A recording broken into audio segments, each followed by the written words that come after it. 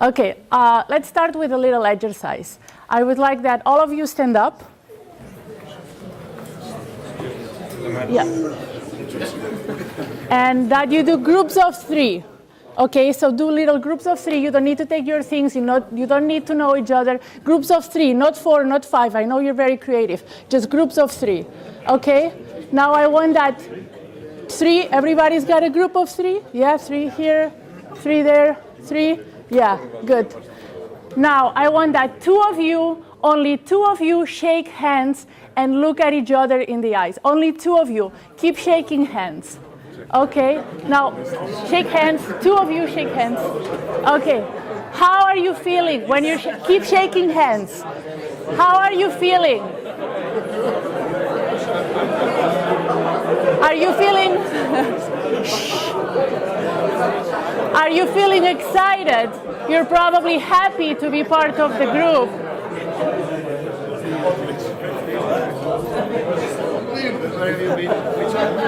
You're probably happy to be part of the group. You are looking at each other in the eye. You're feeling some kind of warmth. Now, for a moment, think about the person, the third person in the group, the one you were not shaking hands with. What did that person feel like? Maybe he or she felt disconnected, felt like, yeah, I kind of belong to the group, but they don't care about me. I'm here, but what am I really doing here if they're not looking at me? So this is the way that a person that works in a distributed team feels like, feels left aside, left alone. And we're going to talk a little bit about some strategies to prevent these feelings. Okay, so you can sit down now. Yeah?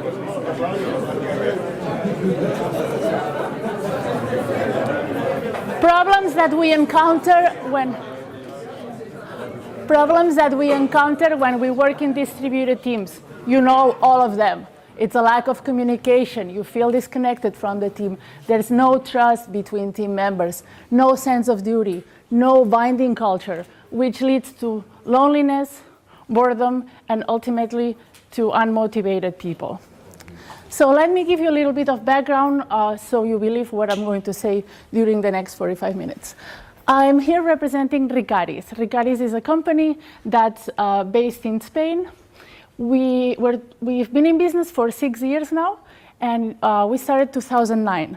It was a moment when Spanish web pages were very successful, and they wanted to grow outside of the Spanish market. They wanted to be in Europe, they wanted to be in France, they wanted to be in Latin America, they wanted to be in Russia. And they needed somebody that would do the translation for their web pages, that would do the customer service, that would validate the content, that would create content. So they contacted us. And we are in Barcelona. It's a very cosmopolitan city, yes, but there is not enough talent there. There's not Russian people there enough to do this job, or not enough French people, not enough Italian people. So we're thinking, well, how are we going to build a team? And we said, well, what if we got the best person to do this job, no matter where they are in the world, no matter the country, let them work from the best possible place. So if they want to work from home, if they want to work from a co-working space, if they want to work from a little office that we'll build for them, pay them in the best possible way, and at the same time retain the flexibility as a business to be able to move in the changes that the market is going to bring to us. So we ended up with a 100% distributed team. We were not distributed because somebody decided that was a good idea, not because somebody thought it was cheaper, not because we merged with another company. We were born completely virtual. And we ended up in 25 different countries and working around the clock. At a moment when there were a lot of companies that had already distributed teams, but we were native. We used the technology, and we were just born like that. Let me give you some numbers that might be a little bit surprising for you. Even though we're fully distributed, more than half of the people in our team have been with us for more than 5 years. People are not leaving. We take care of them. They don't go. We have met in person only 7 out of 228 people that we have had working in our company. This is practically incredible, because when first people tell you don't go distributed, second thing they tell you, if you go distributed, meet every 6 months, meet once a year. Well, I have not met half of the people that work with me. And we have spent less than 500 euros in travel budget. This does not buy you a single plane ticket to the United States or nowhere in the world. So how have we done it? How have we managed to have a successful distributed team without plane tickets, without hotels, without yearly meetings in Miami with the rest of the team? Well, we have invested all that money that we would normally invest in plane tickets in our people. So we have a team of 2 psychologists that have designed activities, events, meetings, have created rituals, so the distributed team feels like they belong somewhere. We are not trying to emulate what a traditional company is. We have created something completely different. It's a different mindset, and we have created these activities. We have invested all the money we would normally put in plane tickets and coffees and beers and dinners. We have put that in our people, showing that we care, developing them, and creating an environment that's as good or better than the traditional one that we know. So let's see the details. First key, the talk today is called Keys to Managing a Virtual Team. The first one is recruiting. Not everybody can work distributed. Forget about it. It's very important that your human resources team understands the difference between having somebody in the office and having somebody in a remote office that's going to be working remotely. People need to have the experience, people need to have the skills, people need to have the emotional intelligence, and if the person's going to be working remotely, needs to have other characteristics. Needs to be autonomous by nature. Needs to have a little motor inside that makes them go. Okay, how are you going to find out if a person is autonomous by nature? Well, your human resources department for sure knows what to ask. What I ask when I meet with somebody is simple questions. How are you going to organize your day? Imagine tomorrow you start working with us. How are you going to organize your day? If the answer is, well, I was hoping you would tell me about that, that person's not autonomous. Look for a different answer. Also, we need self-motivation. When you're in an office, it's easier to find motivation. We're social animals. We need to be with people. When you're distributed, you're kind of alone. You just felt it with the exercise, right?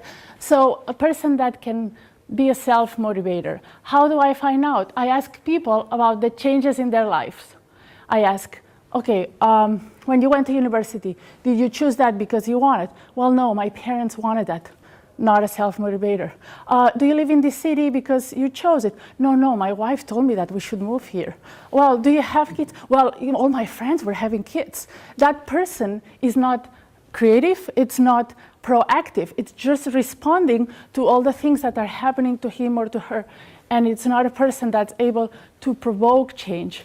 A person that finds motivation and it's self-motivated is going to provoke change, at least in his or her life. Also, you need a person that's a good communicator, and at least in writing. So when you're interviewing somebody, look at the emails that you have exchanged.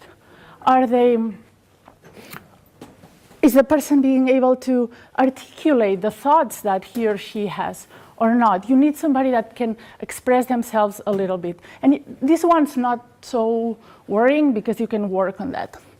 The one that's really important is that they relate to your company's vision, mission, purpose, and values. That's the one that's really important. Because it's the thing that at the end motivates us. It's the passion he was talking about. when we work for a company, yes, we need to be happy, they need to pay us well, but we need to thrive. We need to feel a passion for what we're doing. Otherwise, the motivation is just going to sink super fast. So make sure during the interview that you ask the typical question, why do you want to work for this company? But go deeper. Go a little bit more clever. For example, one of our key values is quality. So we always ask in the interview, tell us about your favorite restaurant. Okay, some people say, well, my favorite restaurant is the one in my neighborhood because I go there with my friends. Okay, no problem. You're not good for us, but you're very good for other companies. You're a social person, you're loyal, you enjoy being with your friends. Fantastic. I'm looking for a person that can appreciate quality. So the answer that I want is, my favorite restaurant is that one. I can only afford to go once a year, but the quality of the food is great. The quality of the service is great. The place is amazingly decorated. I want a person that can connect with the values of my company. So first key, super important, recruiting. If you don't have a good recruiting process, forget about having success in your distributed team. And this is kind of an exception. During the recruiting process, the person that does the interview needs to start setting expectations. You cannot wait until you have the person in the company to show them what it's going to be like. You need to start explaining how hard it is, because it's hard. It takes more effort. It takes more time to be working in a distributed team. So start explaining how hard it's going to be at this moment, because otherwise they'll get scared and they'll leave after a week. So start here. Second key, company culture. Your company needs to be ready to be working remotely. And I think this is your main problem. At least from my experience talking to people, companies are not ready to understand that, that distributed teams are something else. It's something completely different. We need to have a mind change in order to work distributed. And I'm going to give you a little bit of background about my company, because otherwise you won't understand how hippie we are about some things. We're called Ricaris Have a Nice Day. Have a nice day, why? Because the purpose of our company is that our clients can have a good day. They can externalize all the non-core tasks, they can focus on what they do well, and don't worry about the things they send to us. And have a nice day, because our second purpose is that we want our workers to have a good time. We want to help them reach their goals in life. We want to help them know what they want and what you want changes during your life, and help them get to that place. That's why we're called Have a Nice Day. And all of the actions that we do are towards these two objectives: helping clients achieve their goals, helping workers get where they want to get in life. So how do we transmit this? We start with the first day at work. When you go to a normal office, what do? You walk in and you see things. You see the logo on the wall. You see if the receptionist is nice or if she's crying. You see, or he's crying. You see what people are like, what their desks are like. The desk is decorated, the desk doesn't have any information. You see what people are doing inside meeting rooms, or maybe you don't see the meeting rooms because everything is dark. Or you hear people yelling at each other. You're perceiving things constantly when you're working in a normal company. If you work in a distributed team, you don't see anything, you don't perceive anything. That's why we created what we call the new hire tunnel. And imagine, right? It's a tunnel you go through, people walk with you, and they show you things. We show the new hire what it's going to be like. We set the premises. We do that in 3 steps. The first one is the Good Vibes Handbook. If you speak Spanish, Buena Onda Handbook. Good Vibes. What is that? That is a book. It's written, but it changes continuously. And it's not the founders who change it, it's the people that are part of the team that bring things into that. It's a book, it's written, it's a PDF, you can print it, and it has the rules. Or the no rules. There's 2 rules in my company. No bullshit, no politics. The rest, we change all the time. So here it's a moment where we set clear expectations. What is it going to be like to be working in the company? And it's like a foundation of a house. Then you can build whatever you want on top. But we give them the premises. We give them like a platform where they can depart from. When you're working remotely, it's very hard to ask questions, especially the first week. You don't know who to ask. You don't know what channel to use. If you ask something, it suddenly becomes really big. So here we just give them a lot of information about what to expect. And it's like a place from where they can work. And from there, they can grow in different ways. The ground rules, I told you about the 2 rules. And it's a good moment to break paradigms. We're talking about a multicultural team. In Europe, we are different. But you know what it's like to work with people in India, work people in Latin America, work with people in the States.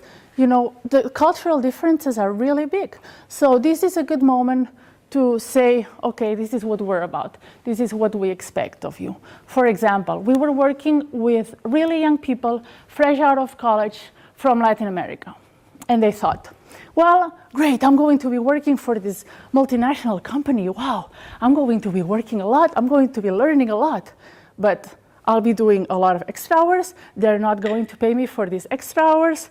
They're going to be treating me like shit. Because that's the idea that they had of multinational companies in Latin America. Well, first day of school, first day at work, and we tell them, no, you're not going to be working extra hours. If we work extra hours, there'll be a reason, and we'll be doing something to fix that. You'll get paid for all these extra hours.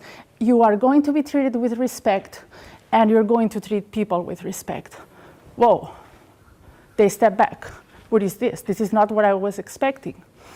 And of course, it's just theory, but then you have to work on it every single day with your actions and with your words. So good moment to break paradigms.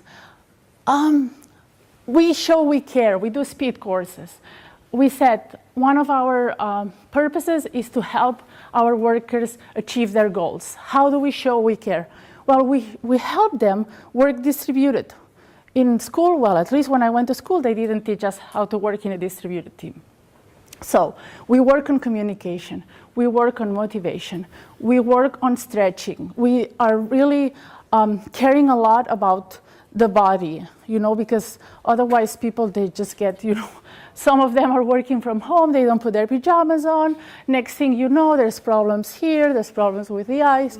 So showing that we care, and probably from these courses where we teach them how to communicate better, where we teach them how to be more autonomous. Maybe they don't remember everything. I don't expect them to remember anything. The only thing that I expect them to remember is that we took the time, that we spent hours, that we invested time in their development. If they don't remember afterwards, I don't care. But I want to show that I care about them. And then we do a daily mentoring during the first 2 weeks. And this really depends on the kind of company, the kind of work that people do. In our company, the work is really repetitive. So with 2 weeks meeting with the person we have enough, but that's something that depends. And all procedures must be very well documented, and they can be changing all the time. Yes, it takes time, but it's worth it because it gives some kind of security to the person. Because otherwise they're thousands of kilometers far from you. The fact that they have something written and that they know that in a month when they have more knowledge, they'll be able to go back to that document and add things because they'll be part of the team, gives them a security. So we talked about implementing. Now let's go to how to keep the company culture. And here the idea is repetition. Some companies believe in the spray and pray. Spray ideas, pray that they're going to bloom. No, we do not believe in spray and pray. We believe in repetition.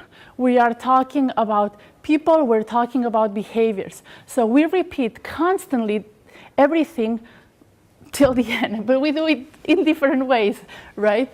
The main people here are the team leaders. They can be your scrum masters, managers, whatever you want to call them. They're the people that set example because they're the ones that are constantly in contact with the team. So they need to be really aligned with the company values. And they're the ones who are all the time caring about the team. And this is really clue for us. that the team leader understands their role, not only as quality control, making sure the project deadlines are being met, making sure that everything's going good, but taking care of the people, because they're far, you know. They feel like the third person in the group today. So it's clue that they're always knowing what's going on with the team. And with assertive feedback. Now, how do we achieve assertive feedback? Even of you're very familiar with the term, is not saying yes to everything. It's staying strong, learning to negotiate in a non-aggressive way so you can find your way, but with a win-win for everybody. And how do we achieve assertive feedback? Most of our communications are by email. So what we do is we write the email, and I advise you to try this. Write the email with the feedback, positive, negative, no, the feedback. And then before you hit the send button, you rewrite the entire message. You rewrite each and every sentence. So every sentence is constructive and is bringing some value to the person that's going to read it. The idea is that the person that receives the message doesn't feel like, oh my God, this person that's in Barcelona is telling me what to do, and now I don't know what to do, and I did it wrong, and now I'm sad, and what the fuck, and I don't want to work in this company anymore, but they pay me well. No, the idea is that the person's going to read it, and it's going to feel, oh, somebody cares about me. Somebody took the time to show me a way, or to ask, better yet, to ask me the right questions so I would find the right way there. It's guiding me. Somebody's caring about me. I don't want to disappoint them. I'm going to do a really good job. And this is what you get when you use this positive feedback. And it takes a lot of time at the beginning to rewrite every email, but then after a while, it just comes natural. And it comes natural in your normal conversation. So I advise you to try it. You know, try it for a week. Next. How do we keep these distributed teams healthy? Well, first of all, you need to know who is in your team.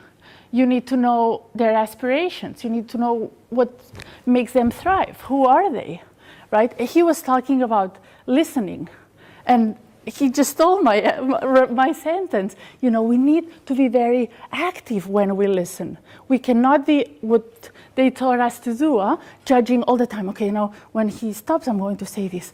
When he stops, I'm going to comment on about that idea. No, you need to let the person explain. While you're listening, only listen. Do not judge what they're doing right or wrong or what you're going to say next. Just listen. And at the end, if you want, make questions, say whatever you want. But listen to the team, make open questions, let the people express themselves and help them find their way, you know. We work with personality tests, and we work with one in Canada. They're called Play Prelude. I can give you more information afterwards if you want. It's amazing. We change all the time. We take these tests every 6 months, and every 6 months I'm like a complete different person. But there are some traits that are natural to each person. So it's very important to know who the people in your team are. Is this person in the team more analytic? Well, maybe I can count on some tasks with this person. What happens when you do that? The person feels like they did something right, that they can bring some good information and some value to the team. And the team gets to know each other, and you can create some dynamics. Trust. There's a lot of people that talk about trust in distributed teams, how we achieve that. If people don't know each other, if you don't know people, you cannot trust them. So the very first thing is that your company should be investing time and should be investing money in team members knowing each other. And knowing each other in more psychological ways. And another way is through team activities. Team activities, I have here some cards. If you want to take them, there's some team activities depending on what you want to achieve. If you want to achieve better communication, if you want to achieve synergy, if you want icebreakers, I have cards. You can come pick them up later. Team activities are a great way for people to meet, to relax, to build something. Our friend Jovan here, gave a talk yesterday about games. you can use some of those games. I use the word team activities, but they're can be called games. Check his slides because they were really good. And in our company, we have a meritocracy, which really helps with trust because we do not hire people from outside to be in management positions. Everybody comes from the bottom. So that really helps with the trust issues and empowerment. Know what people want, know where they want to get, and help them get there. It's only going to help you. Now, I'm going to skip this a little bit faster because that's not the fun part. But we do weekly feedback. And I know that you have daily meetings, but still, it's very good that you have an extra meeting that maybe it's not about work, that maybe it's just about fun, where the people in the distributed team are just going to be sharing an hour of time. And also the leaders should be providing feedback to every person.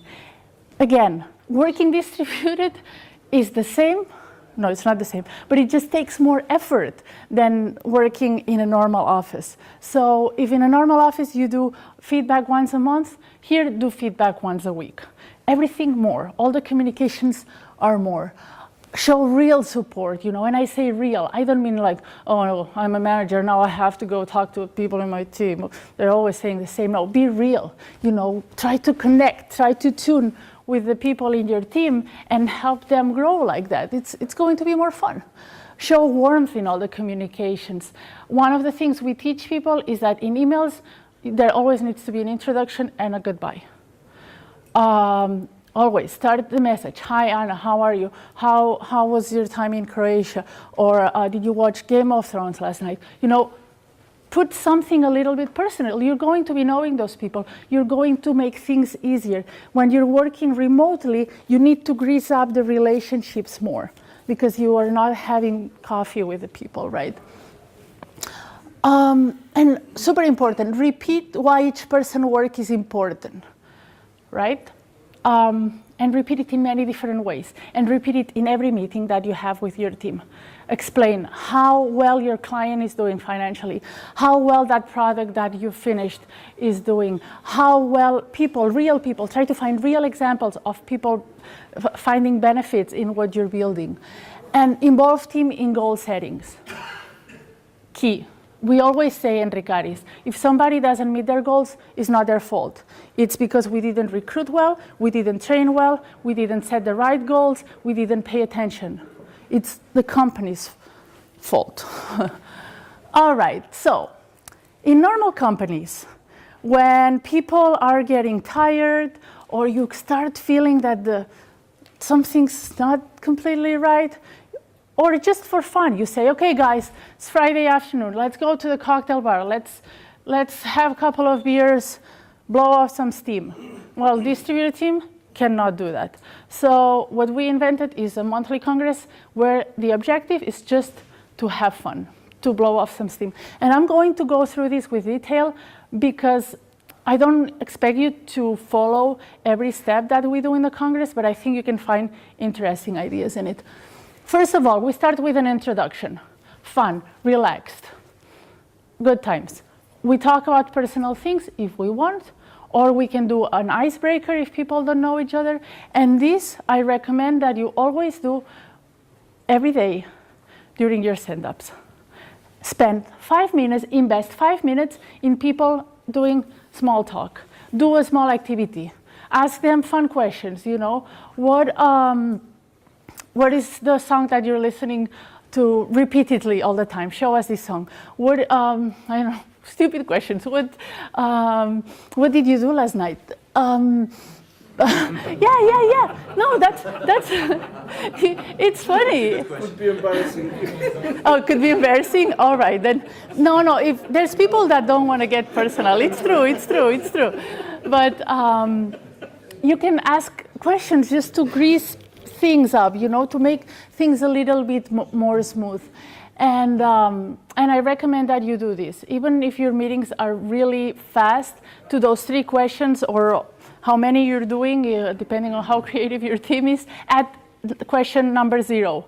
And that has to be a social question, something that will make things easier.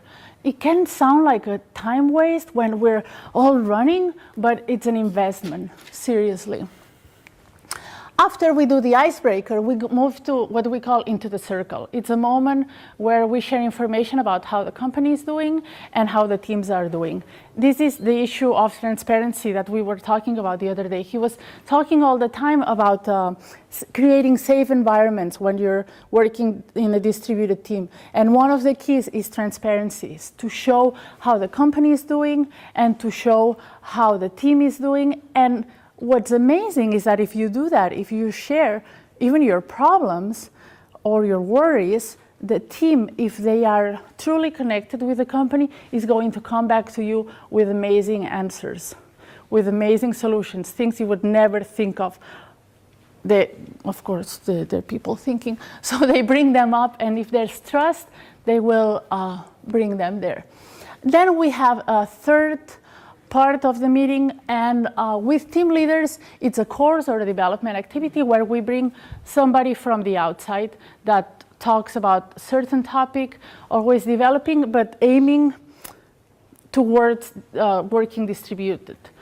And then with team members, this part is not so much about development, it's more about bonding and belonging. The way we have our teams organized is that the team is formed of people who do the same job but in different languages. So it's a great opportunity for them to share how they're finding solutions. We bring up in every meeting, we bring up different problems, and then people from the team come with solutions. How am I solving this? Don't be alarmed because of this. Okay. Just close the door. We're just going to burn, but we're fine. So people in the team are bringing solutions, and they feel very well, and they feel like one day I'm bringing the solution, next day somebody else will. They're bonding, you know, they're sharing information, and at the end we do a fun activity. Always, always, and every meeting with a high note, and the meeting with something fun. If you're lucky enough that you have a person in your team that's that kind of person who's always funny and everybody likes, then use that person as much as you can. Otherwise, you'll have to get creative. You'll need to find fun activities, but always, and every meeting, especially the long ones, with a fun activity, because the energy boost that is going to bring you is going to last you a long time, and you want to find that all the time. Now, let's go to motivation killers. First, communication. How many of you work or are in a distributed team? Let's see. Okay. How many of you would you say that most of the ones that work in a distributed team, that most of your communications are with only conference call, not video? So mostly, you do video? You do mostly conference call? Okay, okay.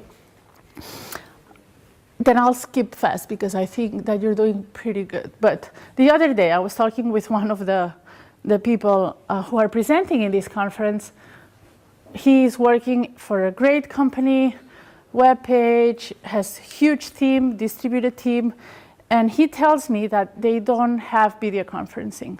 So I thought, well, maybe I need to talk about that a little bit. Because what happens when we are doing conferences without video? When we're doing the classic conference calls? Well, we're not in the conference call. You know, we're working, we're sending emails, we're making food. We are eating, we're going to the bathroom while we're in a conference. Good, good, we're paying a lot of attention. We need to kill conference calls. It's something that we inherited from the past. It's no longer valid. It used to work very well in the past because, you know, construction manager calls. I need 5 tons of bricks. Okay, sir, we'll send you a fax with a PO order, with a purchase order right away. Fax. Then phone worked then because that person was just making an order, but now we are collaborating with people, and phone doesn't work anymore. We're trying to build something with people, and conference calls are just, there's something from the past. We need to ditch them, and we need to move to the new technologies. They're there. Why aren't we use them? Why is this person that I was telling you about having problems working with video? Why is his company telling him he cannot use Skype? Use video, okay?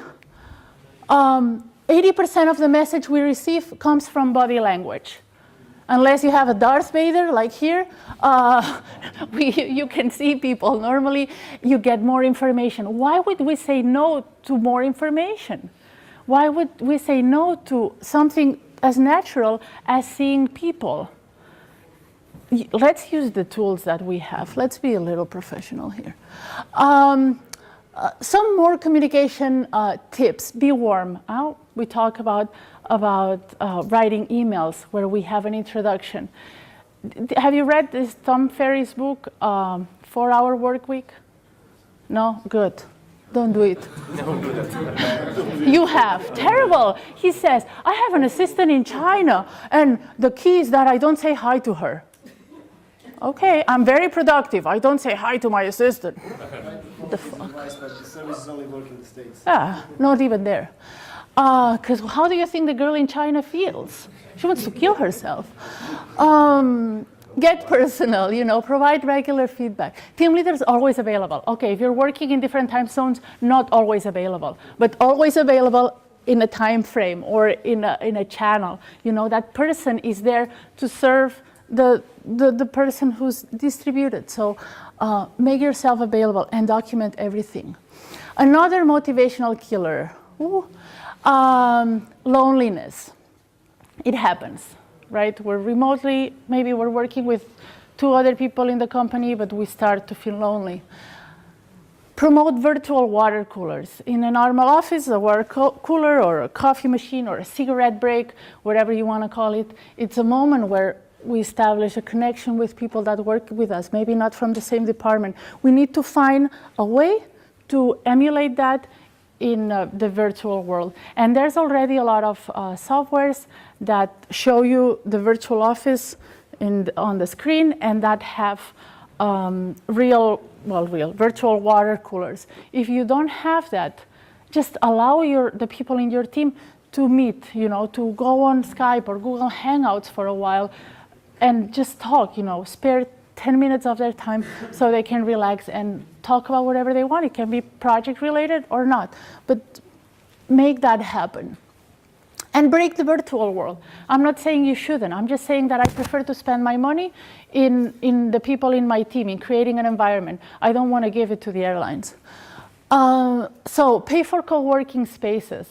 I know there's some in Zagreb, not so many.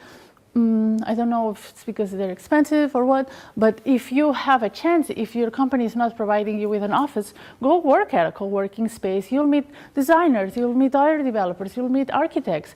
It's good, it's fun. It's people who are also working remotely. And if it happens that there's people in your team that are in the same region, go ahead, let them meet, pay for that. Something that worked really well for us is private social media. So we have social media inside the company where we only share what we want. And it's a moment for the people in the team to relax and to get to know each other better. For example, here's Bart. He asks me, Anna, can I take a month and a half off? Of course. What are you going to do? Go on an excavation project in Poland, my country. Fun. Comes back, shows us the photos. Now I know something else from Bart. I got a little bit closer to him, and that makes my work relation with him better. Activities. If people in the team are feeling a little bit detached, it's great to find activities where they're going to feel some kind of identification with the company. This is one I particularly like. This is an activity where you meet with, and I have it here too, where you meet with your team and you say, okay, what would the ideal team member be like? And you would say all the characteristics of the ideal team member. And at the end, you come up with a stick figure that has those characteristics or objects that talk about the characteristics. Then you give the stick figure to the designer of the company or to a designer, and they come up with this. So this is Collabora, And they decided that they were really fast and agile, and that they were very smooth, and that nobody could find them, and that their main tools were code and the keyboard, and they had a little antenna because they were working with a lot of radio, TV stations at the moment. So they come up with this. This is something really cool. This is the team. This is what I want to be. And it's a cool ninja. So then you can put that in your presentations. Every different team in the company can have their own mascot. You can make the mascot do different things. You can have one for the beginning of the project, one during the sprints. You know, it's these activities. I know that as managers, sometimes they're a little bit cheesy, or it's like, oh, I have to do an activity, or it's hard because you don't know your role, you know. It's not easy to facilitate activities. So, but try it. In our webpage here, Managing Virtual Teams, you have like 400 of activities. They're free. It's a database. You can filter by how long the activity is going to be, what the objective is, and then it will give you a list of activities with clear methodology. Go there and use them. They're really useful to increase motivation, to increase communication, identification. Okay, let's finish. Beating boredom. It happens. People are far, and boredom happens. In normal companies, I think the average is 1.5 years until the first sign of boredom appears. In distributed teams, it's 9 months. So people get bored really fast. How do you beat that? Promoting participation in transversal projects. So allow people that for a small percentage, let's say 20% of their time, that they do something else that's not strictly related to the project. And it can go from being part of an integration team to following their other me's. So if I am really into yoga, maybe I can teach yoga to the rest of the team virtually. If I wanted to study journalism, maybe I can write a company newsletter. If I'm really into manuals and documenting everything, maybe I can help with the processes of the company. So let people work in transversal projects, mainly because they will know other people and they'll feel a little bit more fulfilled. Do contests, and contests not when there's a solo winner, where the team is the winner. You know this, huh? If you only have one winner, you have 10 losers. You want to have the team winning.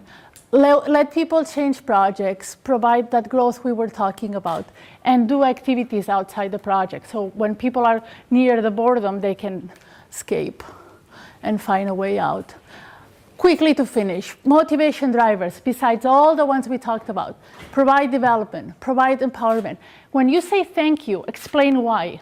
And why, I think it's the big word of this year. All the conferences have this word in it. Why? Explain why. There's always a reason why you're thanking that person. Sometimes it's just that they heard that they were listening to you. Sometimes it's because I did something really great. You know, you didn't have to send me that so fast. Thank you for doing that. Acknowledge why you are saying thank you. That will give meaning to the person. Use the one-to-one meetings to gather information. Use the team activities to gather information. All the time, you need to know what makes your team thrive, and you need to connect to that and show you care. Get personal. You will have a lot of information. You will know what TV shows they like. You will know what books they like. Send them real gifts. And I'm not talking about company mug, company t-shirt. I'm talking about real things that I care about. If during a meeting we said that last night I watched Game of Thrones, maybe my manager all of a sudden, out of the blue, sends me the box. You know, if in the last meeting I said I want to read this book, wow, how great it is that somebody in my team sends me that book. And today it's really easy. Or if somebody, you know somebody that wants to lose weight, or they're trying to eat healthier, send them a fruit basket. Breaking the virtual world is amazing. When you send a person, a UPS guy, on the door of somebody that's working virtually, you blow their minds off because they're not expecting that. And we're talking about things that are 20 euros. We're not talking about big presents, just small things that show you care, and you get a closer connection with that person, and that person's going to work better with you. You're not buying people, you're just connecting with them. Now, motivation drivers, have fun, huh? This is super important. If you don't have fun, people are going to leave your company, and because we like to have fun. So do things together. Create playlists for when we are starting the project, playlists for when we're almost done. Create Telegram groups, photo contest. Here we use the photo contest for the World Cup. If we are distributed in 25 different teams, what do we have in common? Soccer. Okay, it doesn't happen every year, but here, we can show how we're celebrating that. What else do we have in common? In our cities, we have graffitis. So let's show the graffitis and let's show them to everybody there. Or let's get a little bit more personal. What was my best moment of 2014? When you're working with people from 25 different countries, it's so cool. You're so curious. I want to know what their house is like. I want to know what their family is like. They're so different from me.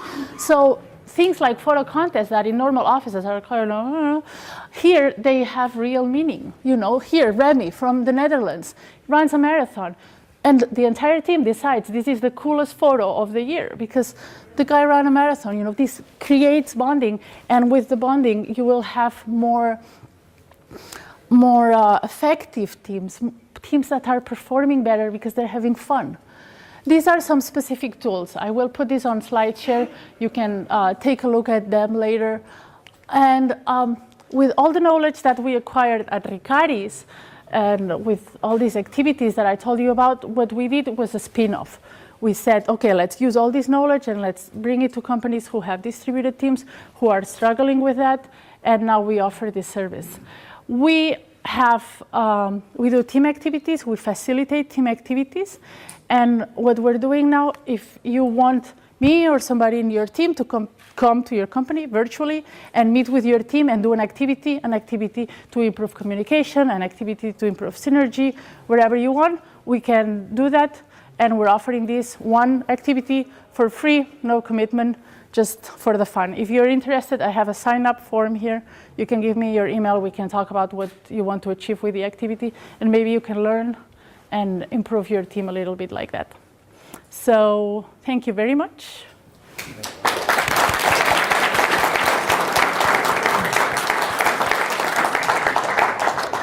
I don't know if we have time for questions. I guess not. Organization? Nobody? Yes.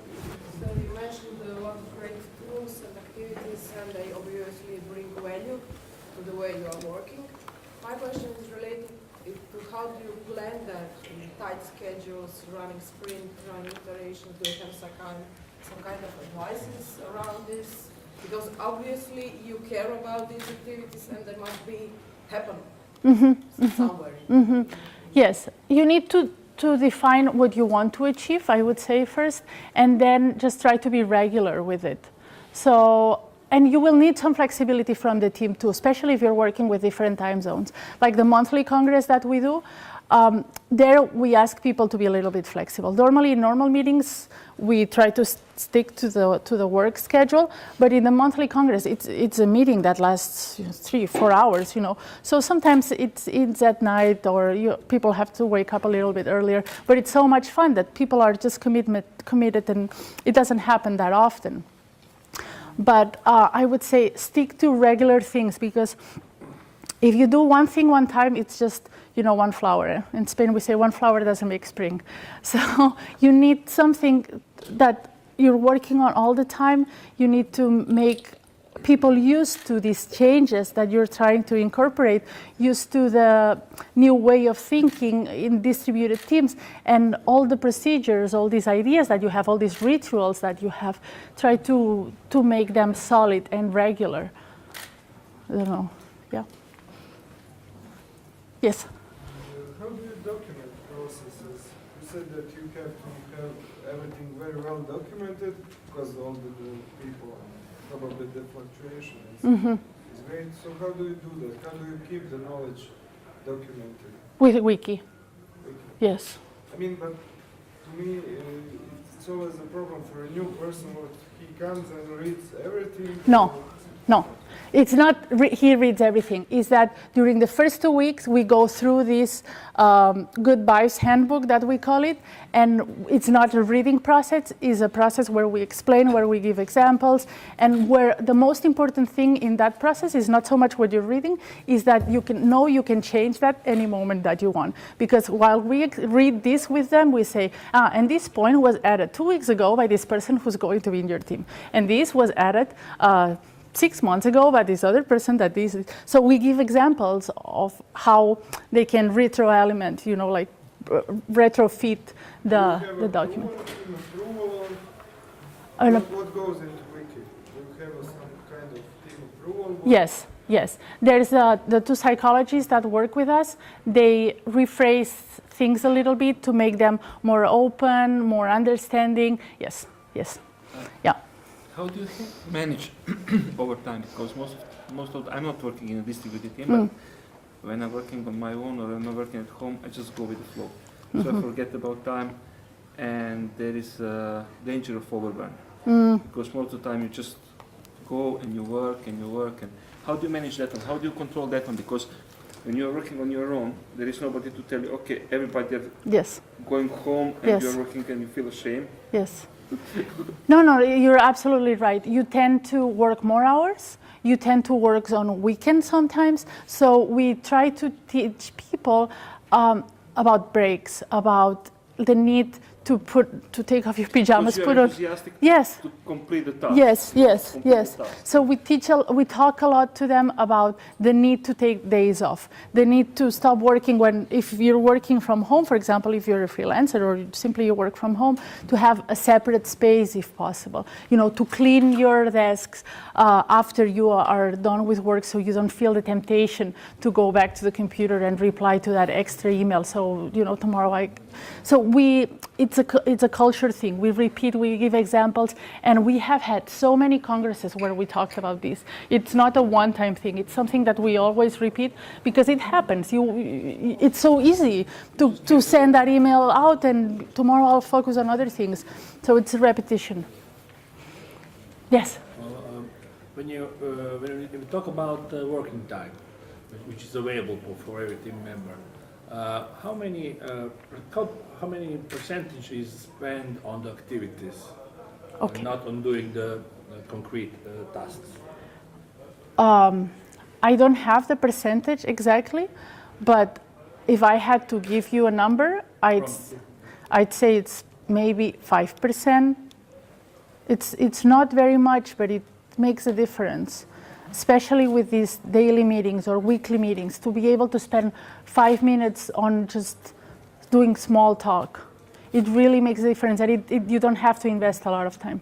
So no. All activities except, I suppose, a monthly conference. Yes. Okay. Yes. No, you. See. Sorry, I thought you meant somebody else.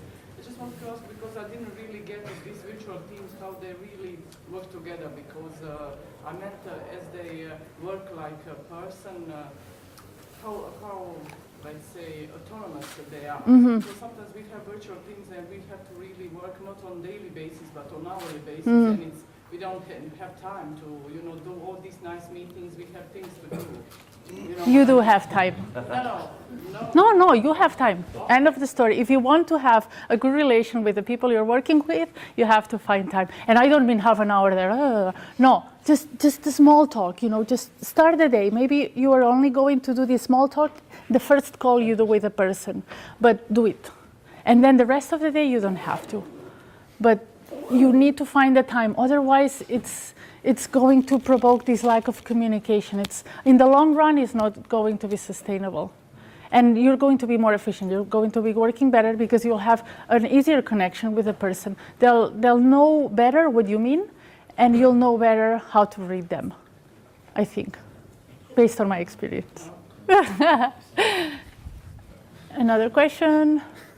How do you cancel children's noise in the background? Oh, you lock yourself in the closet. That's the only way. Okay, well, thank you very much.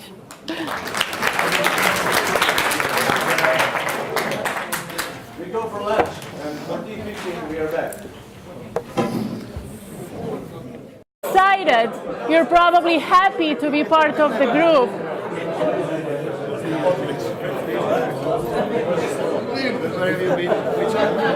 You're probably happy to be part of the group. You are looking at each other in the eye. You're feeling some kind of warmth. Now, for a moment, think about the person, the third person in the group, the one you were not shaking hands with. What did that person feel like? Maybe he or she felt disconnected, felt like, yeah, I kind of belong to the group, but they don't care about me. I'm here, but what am I really doing here if they're not looking at me? So this is the way that a person that works in a distributed team feels like, feels left aside, left alone. And we're going to talk a little bit about some strategies to prevent these feelings. Okay, so you can sit down now. Yeah?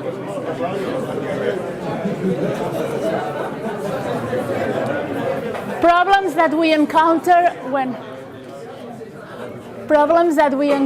when we work in distributed teams. You know all of them. It's a lack of communication. You feel disconnected from the team. There's no trust between team members, no sense of duty, no binding culture. Let them work from the best possible place. So if they want to work from home, if they want to work from a co-working space, if they want to work from a little office that we'll build for them, pay them in the best possible way, and at the same time retain the flexibility as a business to be able to move in the changes that the market is going to bring to us. So we ended up with a 100% distributed team. We were not distributed because somebody decided that was a good idea, not because somebody thought it was cheaper, not because we merged with another company. We were born completely virtual. And we ended up in 25 different countries and working around the clock. At a moment when there were a lot of companies that had already distributed teams, but we were native. We used the technology and we were just born like that. Let me give you some numbers that might be a little bit surprising for you. Even though we're fully distributed, more than half of the people in our team have been with us for more than 5 years. People are not leaving. We take care of them. They don't go.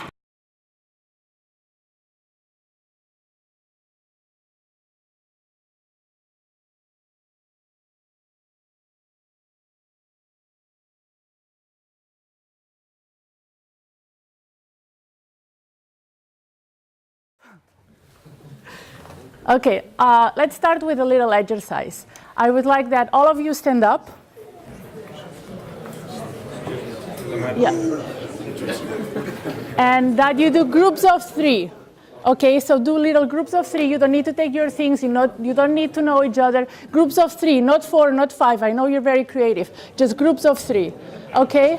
Now I want that 3. Everybody's got a group of 3? Yeah, 3 here, 3 there, 3. Yeah, good. Now, I want that only two of you shake hands and look at each other in the eyes. Only 2 of you. Keep shaking hands. Okay, now shake hands. 2 of you shake hands. Okay, how are you feeling when you keep shaking hands? How are you feeling? Are you feeling? Are you feeling? We have met in person only 7 out of 228 people that we have had working in our company. This is practically incredible because when first people tell you don't go distributed, second thing they tell you if you go distributed, meet every 6 months, meet once a year. Well, I have not met half of the people that work with me. And we have spent less than 500 euros in travel budget. This does not buy you a single plane ticket to the United States or nowhere in the world. So how have we done it? How have we managed to have a successful distributed team without plane tickets, without hotels, without yearly meetings in Miami with the rest of the team? Well, we have invested all that money that we would normally invest in plane tickets in our people. So we have a team of 2 psychologists that have designed activities, events, meetings, have created rituals. So the distributed team feels like they belong somewhere. We are not trying to emulate what a traditional company is. We have created something completely different. It's a different, which leads to loneliness, boredom, and ultimately to unmotivated people. So let me give you a little bit of background so you believe what I'm going to say during the next 45 minutes. I'm here representing Ricaris. Ricaris is a company that's based in Spain. We've been in business for 6 years now, and we started 2009. It was a moment when Spanish web pages were very successful, and they wanted to grow outside of the Spanish market. They wanted to be in Europe, they wanted to be in France, they wanted to be in Latin America, they wanted to be in Russia. And they needed somebody that would do the translation for their web pages, that would do the customer service, that would validate the content, that would create content. So they contacted us. And we are in Barcelona. It's a very cosmopolitan city, yes, but there is not enough talent there. There's not Russian people there enough to do this job, or not enough French people, not enough Italian people. So we're thinking, well, how are we going to build a team? And we said, well, what if we got the best person to do this job, no matter where they are in the world, no matter the country,